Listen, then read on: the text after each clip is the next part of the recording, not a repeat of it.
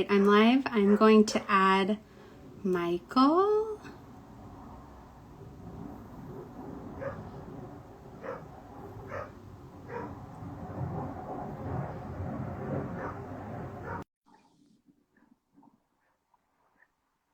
All right. Hey, Hey, Michael.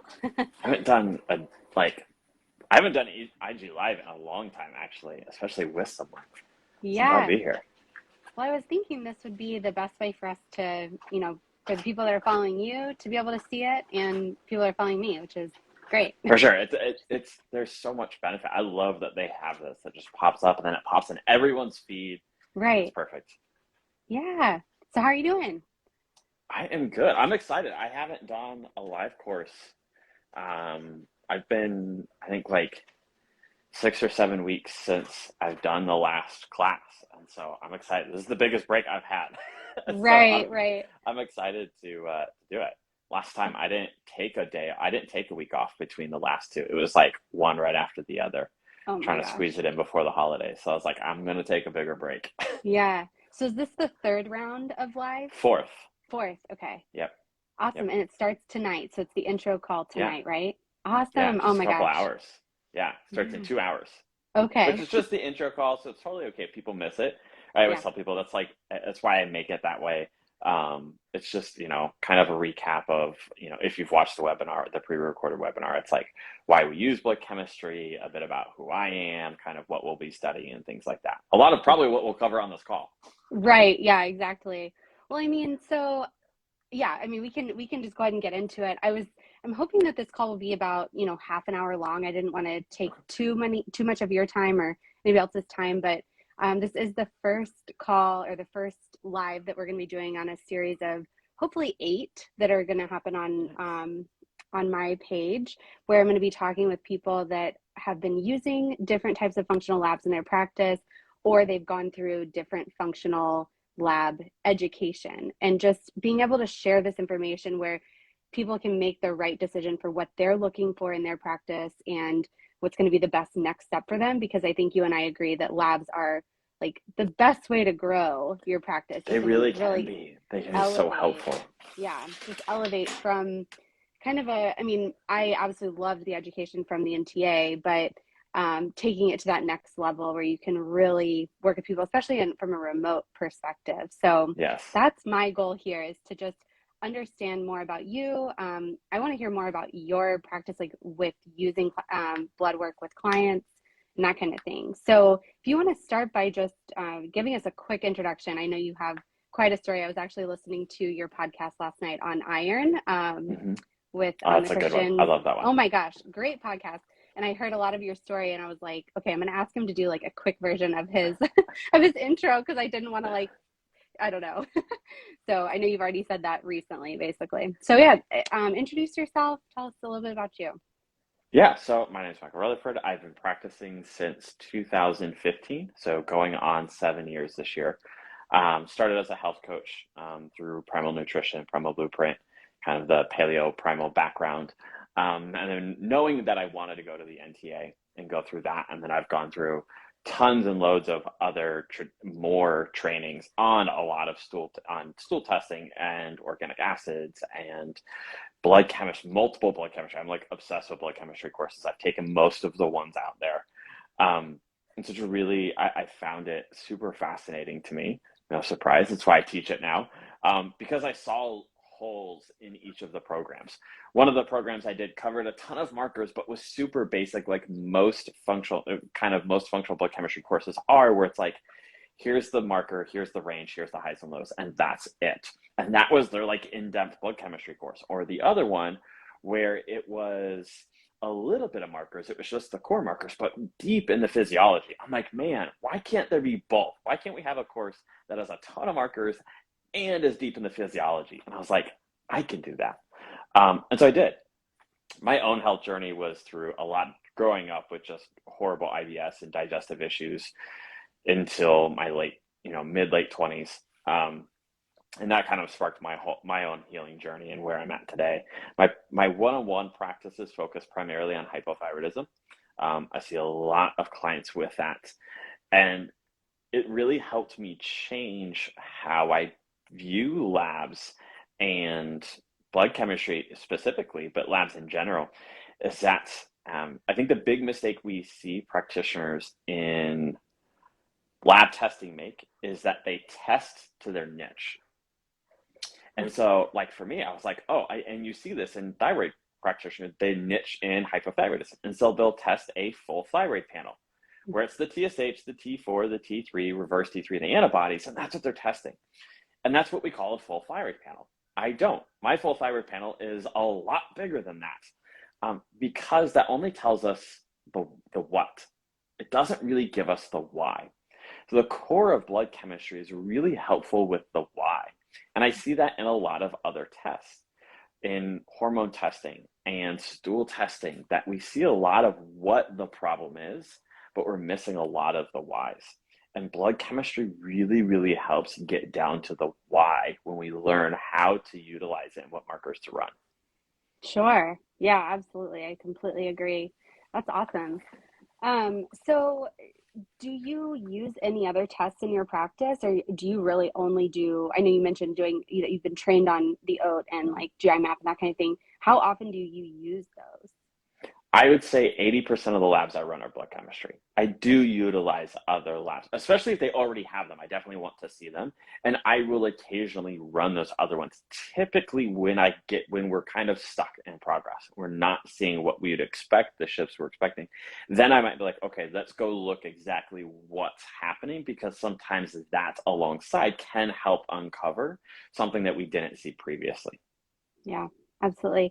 Are there any like clients that come to mind where you're like, I would have never been able to help them without running certain lab markers or Oh, 100%. All the yeah. time. All the time. I think and this is that actually happens why so many, I have a lot of people, 90% of my clientele are practitioners, coaches, or people who have been in this own healing journey space for a while, whether they've seen multiple other practitioners or they've tried to fix it themselves.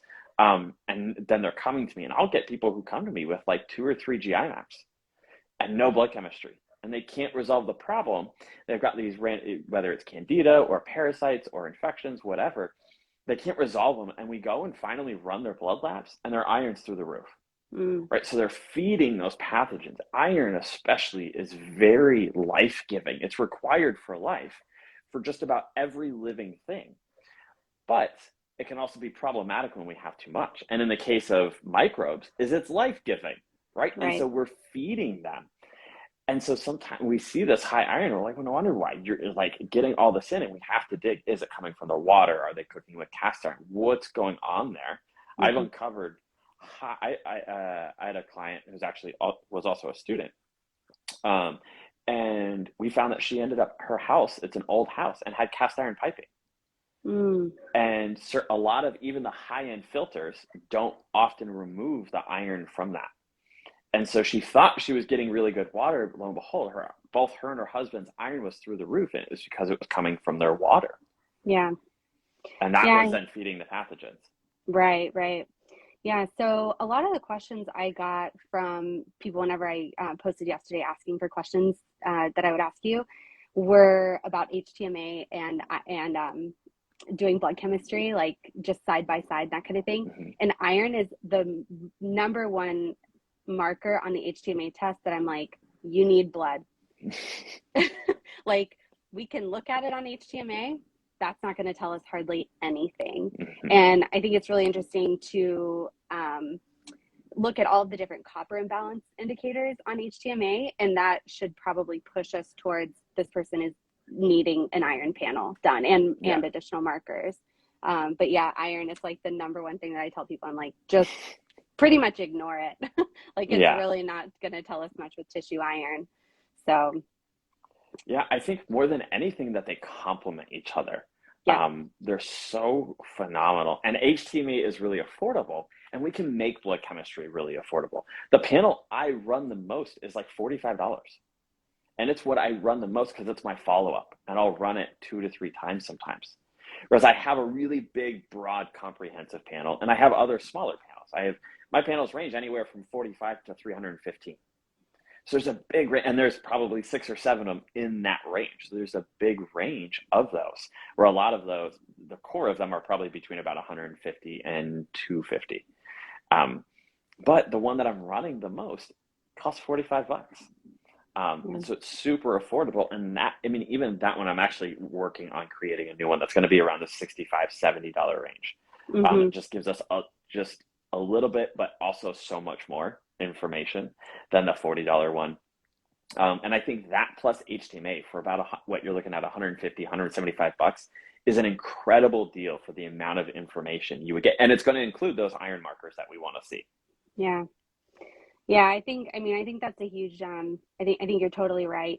And the fact that people can get the blood work done from their doctor too, that's something I'm really, um, what's the word I'm looking for, but envious of, that, Yeah, that blood is, that blood is so obviously recognized and like research. There's so much more research on blood chemistry than anything else.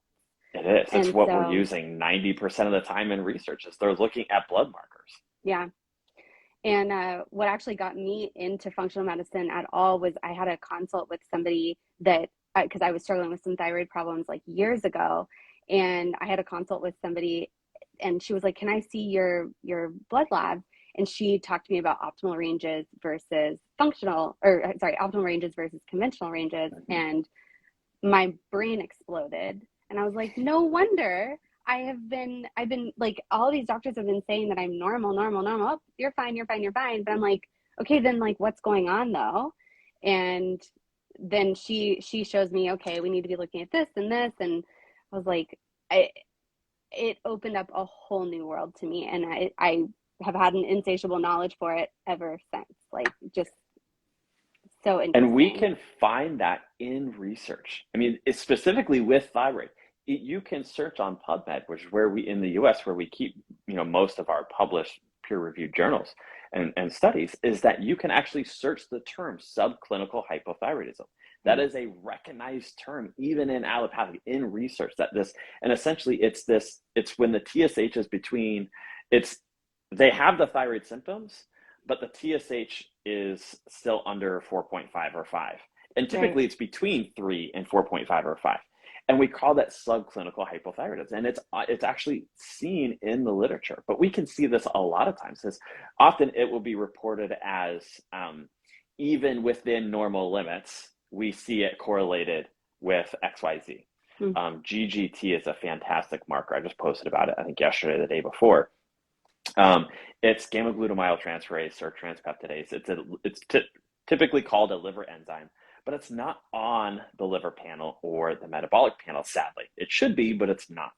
But mm-hmm. there's really good research looking at, I think its traditional range goes up to like 50 in some labs. And so there's a lot of research looking at GGT even within normal limits and its correlation to xenobiotic exposure and different environmental toxins within workforces, and seeing that, it starts at about 25, that there's an increase, and with each like 5 point increase has more exposure, even Mm, between that 25 and 50, which is within normal limits. And mm-hmm. that's a really good, that's some of the ways that we begin looking at these optimal ranges for blood chemistry. Yeah. Yeah. Have you had any conversations with like conventional medicine medical doctors about like just the optimal ranges versus conventional ranges? I actually have a client of mine. She came to me, and now my business cards sit on her desk. She's actually a medical director at a small hospital in the Midwest. And I've got multiple clients from her because, I mean, she basically had a whole, hospital worth of doctors, and no one was figuring out her GI issues. She was basically forced into a carnivore diet just because she couldn't eat like any vegetables. She would walk through the grocery store and actually just kind of feel like off just Mm, going through the produce section. Like her body was just like revolting towards it. And she knew that wasn't normal. Right. And so after about 4 months now, she was like, I remember her talking about how she went out to this meal, this like wonderful meal, super nice restaurant, and she wasn't super worried about what she was going to eat. She ate things that weren't necessarily what she would normally eat. She doesn't have it in her house. And normally that would have set her off for like a week. she was like, I felt, kind of that night, but by the next day I was totally fine. And that was a huge progress for her Mm-hmm. and what that is. And we've talked about it. And it's really fun to talk with her about, what we see in the blood chemistry. So she's actually going through the self-paced course, which is super awesome. Yeah, that is cool. I think I just don't understand how doctors can look at us and say, you're fine, when you're telling them you're not fine. And Yeah. I haven't been able to have any conversations with like the conventional medical side about that. And it's just interesting to me, like, how can they do that? Don't they have questions? Don't they wonder, like, okay, then what is going on? And so I just think it's amazing that you're able to offer this to so many practitioners and everything, that you're getting people comfortable with this, and I mean, changing lives like all over the world now. Yeah, I've So, definitely had doctors. There's one, he actually runs an iron clinic in the UK, and told me that copper has nothing to do with iron metabolism. And I was like, what? That's not like I'm an sorry. arguable thing. Like, this Right. is in textbooks that copper is required for iron metabolism. I'm like, what Yeah. do you mean that there's nothing to do with it? It's I'm just like, like, you what? run an iron clinic. You're Right. pumping these people full of iron infusions who probably just need copper. Like, it was nuts. And I'm like, did this really just happen? Like, that's still the state of our medical world. Is that this is someone whose daily job is specifically about iron and doesn't understand a very basic concept that's in medical textbooks, like not alternative, like naturopathic textbooks, in conventional medicine textbooks, that copper is required for iron metabolism. I'm just like, I'm like, what are you learning then? yeah, like, what are you learning? What can I actually see your textbook? Because it just doesn't make any sense to me.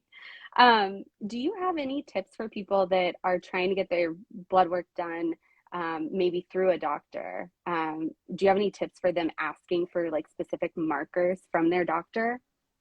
It's definitely tough. Now, the Yeah, basics, the core ones, are usually simple enough, which is nice because sometimes we can get the follow-up testing because they're pretty routine. Most of them are pretty routine markers. It can be really hard to get beyond that. And sadly, it's for a couple different reasons. One, a lot of it's ego.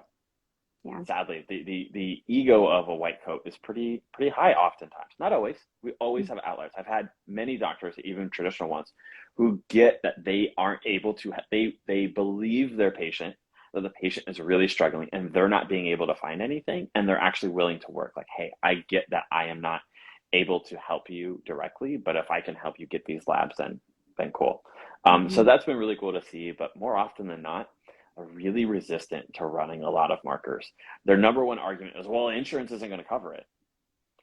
Is typically what they jump to first. Lo and behold, I've worked in a doctor's office. I've worked in a functional MD's office, and 90% of what insurance will cover comes down to how you code it. And it's right. really simple to code most things. Unexplained fatigue and digestive issues, IBS, like we can't test for IBS. It's symptomology, basically. Hmm. That's excluded by other things. So concern for malabsorption is great for like the vast majority of nutrient-based markers, first of all, because, hey, we're concerned about malabsorption. There's a lot of digestive upset. Fatigue, I mean, everything is linked with fatigue. And Yeah, so it can actually be really easy a lot of times to code those things. They just don't want to. yeah. And it comes down to they don't know how to use that marker, and they don't want, I think a lot of it comes down to they don't want to say it. They don't Hmm. want to say that if that marker actually came back out of range, that they wouldn't know what it means because they're Right. not taught it. Yeah. Yeah. Interesting. Oh, yeah. So, so the majority of the questions I got from people, I just want to, we have about 10 minutes left. So the majority of the questions I got from people were about HTMA and Bloodcam together. People are asking us for resources where potentially being able to like look at different patterns together. Do you have any um, I knowledge don't. on, okay. I don't Is, have like comparisons of this nutrient marker in blood versus like HTMA or anything like that. sure. I think it'd be really cool. I think it'd be Yeah. cool to see someone teach, wink, wink, Yeah. like how to utilize the two together. But I think it's definitely something that once you understand both, you can easily see that. I have a few students who use HTMA a lot, previously to coming to the Bloodcam course now they understand Bloodcam and they use them all the time. Right. Margaret Berry is one that comes to mind at Muscles and Motherhood. She Mm-hmm. loves utilizing both, and it's really cool to see, like, yes, I saw this in the HTMA and then we saw it reflected in the blood, or vice versa. Right, And I think right. that just goes to the validity of both. Yeah. Yeah. I think so I'm about halfway through your course right now. I'm doing the self-paced version and loving it. It's great. And I while I was going through the electrolytes section, obviously my ears pricked up and I just thought it was so interesting, the importance of sodium to potassium in the blood. And that is the most important marker on an entire HTMA test too. And I was like, they go hand in hand. It makes Yeah. complete sense. Even though I'm always telling people we have to look at these as two very separate things because they're showing two different systems in the body with the tissues and the blood. But there is obviously a correlation there. So it would be really interesting for us to sit down and like figure out what patterns do exist between the two and be Yeah. able to kind of guide people in that way. So that'd be really cool. That was like the majority of the questions was all HTMA and blood chem, like which one is better, which one's more important, which one's preferred. And I just kept, I mean, my stance on it is they're both really good in two separate ways, right? I think dollar for dollar, there is no better combo than HTMA and blood. Yeah. I think especially because for what you can get in blood, I mean, most functional tests, the Dutch, the GI map, organic, they're all around a $300 to $350 price range for most of them, give or take. Yeah. It's like dollar for dollar. If you got the HTMA, that still leaves like $250 worth of blood. It's like you can get a lot of information. So it's like dollar for dollar, there is no other test can even compete with what you can get from HTMA and blood. And you could be way cheaper than that. Yeah. You could test twice with blood and HTMA for the cost of one functional test. Right, right. And how often do you recommend retesting blood? So I have a really comprehensive panel that's going to give me a really broad stroke that I look at first, and that just gives me a really big whole body picture, regardless of the system, of the problem that they're coming to me with, because I found that if I only focused on what their obvious symptom was, I was missing the bigger picture looking elsewhere. So I start really broad, and my first follow-up is usually in the 6 to 8 week window. And then a follow-up after that is anywhere in the 6 to 10 week window, depending on what those protocols are looking like and what we're seeing. Very good. Well, so tell us more about your course and what's starting tonight. Like, how long is the course? What can people expect? Yeah, so I'm super excited. So this is week 1 of 12. It's 10 modules. And it's over 12 weeks.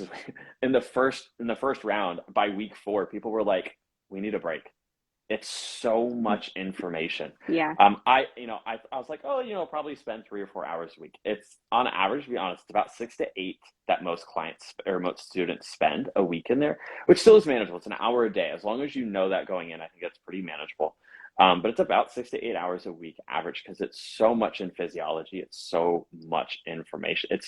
You're looking at 3 to 4 hours of recorded content each week that you're having to pause and stop and re-listen to.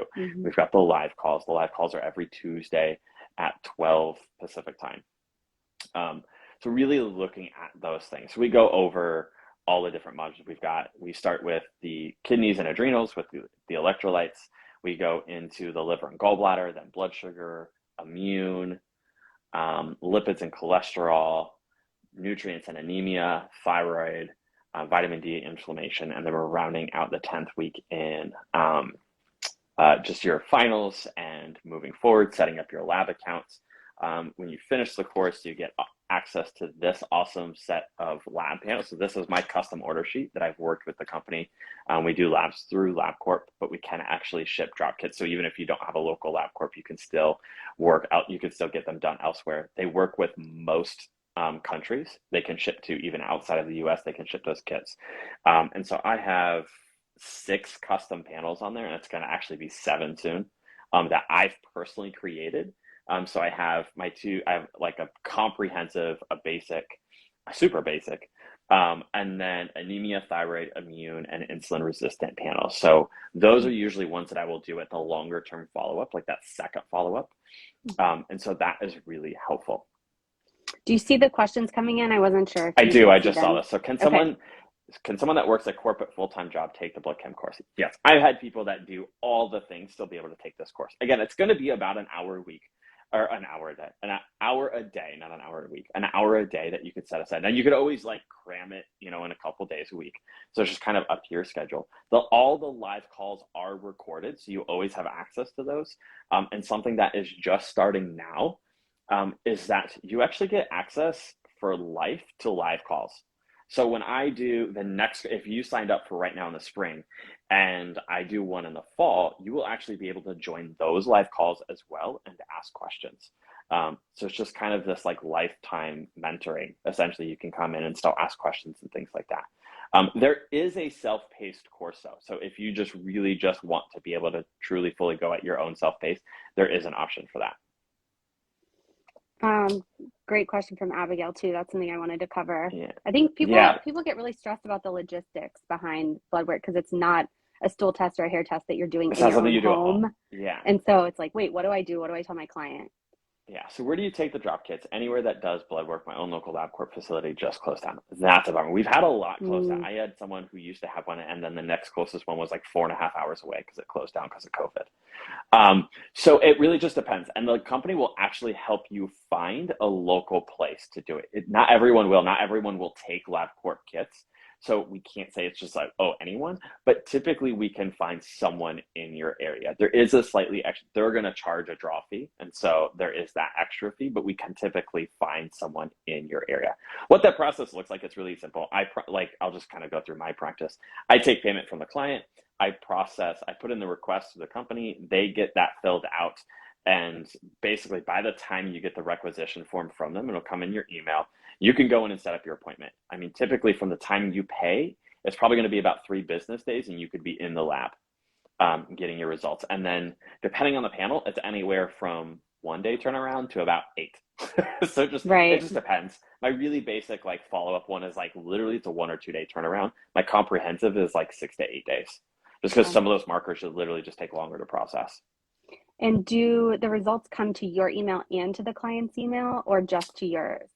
So technically both, most people don't realize this, but you can set up an account in on LabCorp's website and Right. you'll actually get the results before I do.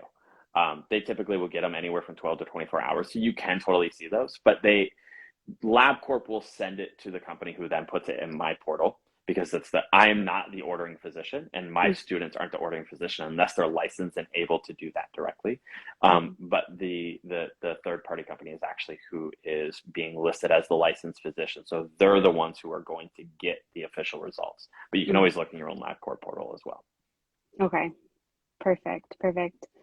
And then you were saying that you wanted to share a big discount code with everybody who Yes. watched. So I made it super easy. It's Okay. test, don't guess in all Love it. capital letters.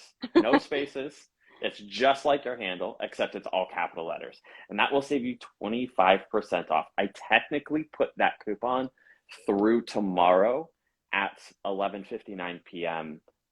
Pacific time. So you have really until the end of day tomorrow. Again, we do have the first call today. It's just a welcome kind of basics. This is what the course is about. So if you did miss it, it's not the biggest deal in the world. It's in 90 minutes. So, but we do have that. And then again, those are always recorded and you can see that. And then you just go right into the material. Okay.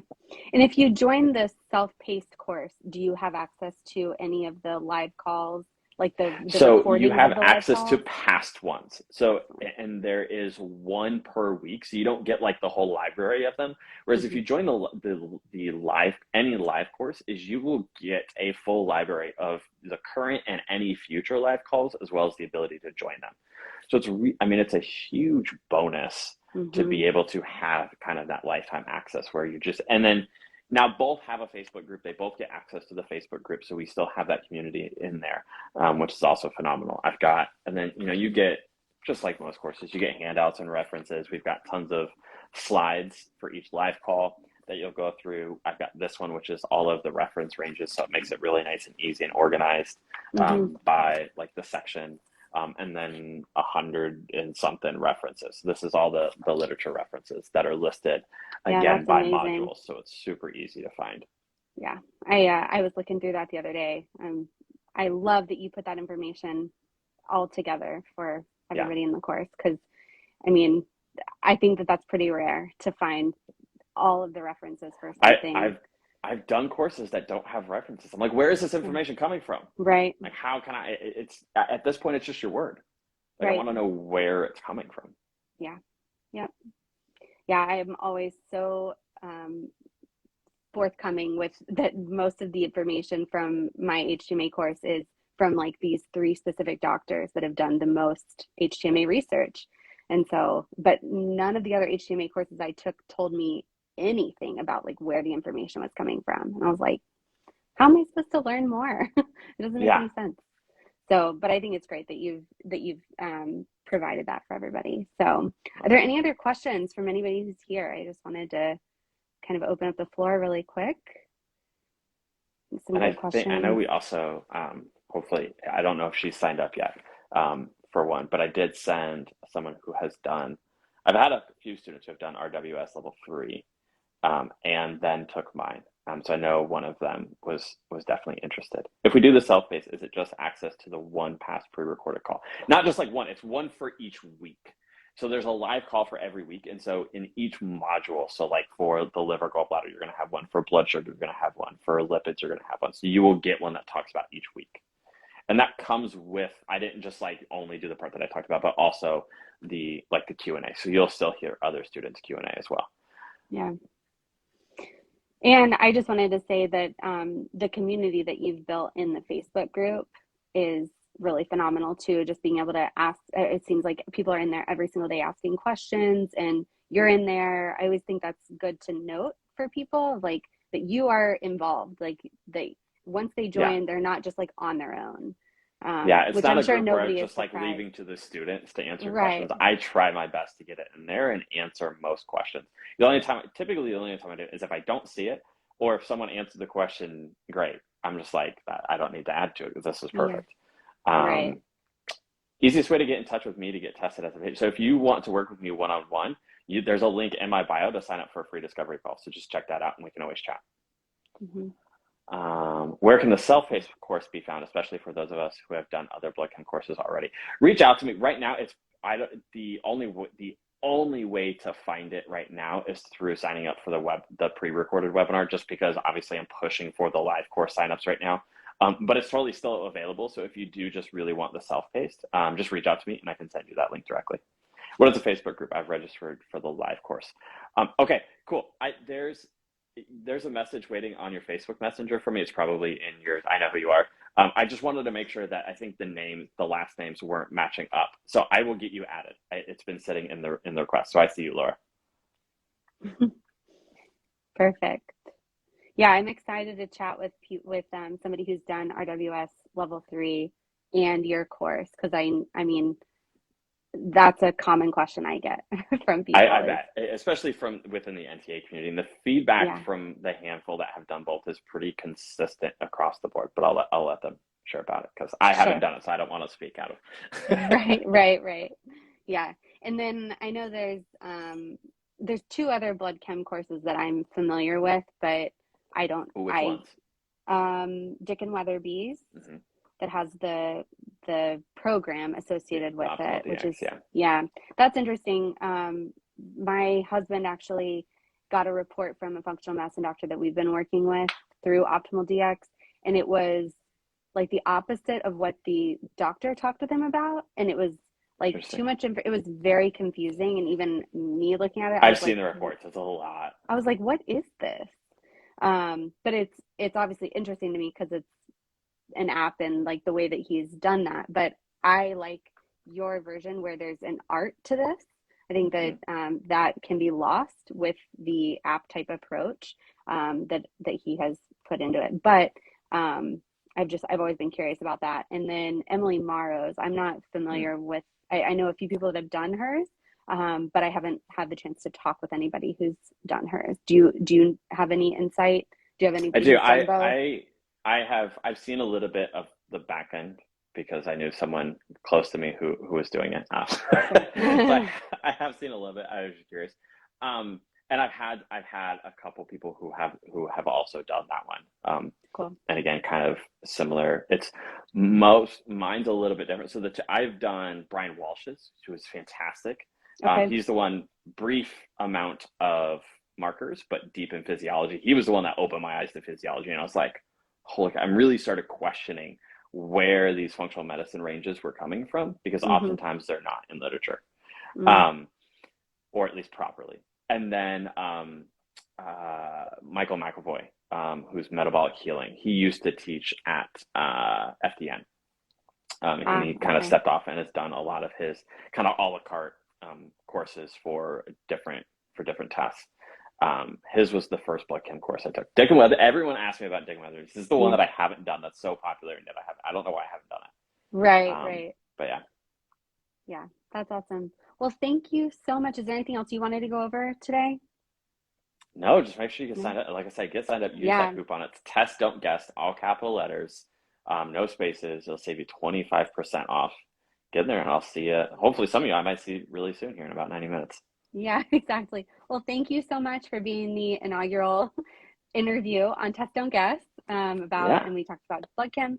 So thank you everyone for joining. If you guys have any questions moving forward, you can always shoot them my way or to Michael, and we will be sure to answer you. Open. Yep. All right. Thanks so much. Right, thanks. Have a good one. Bye.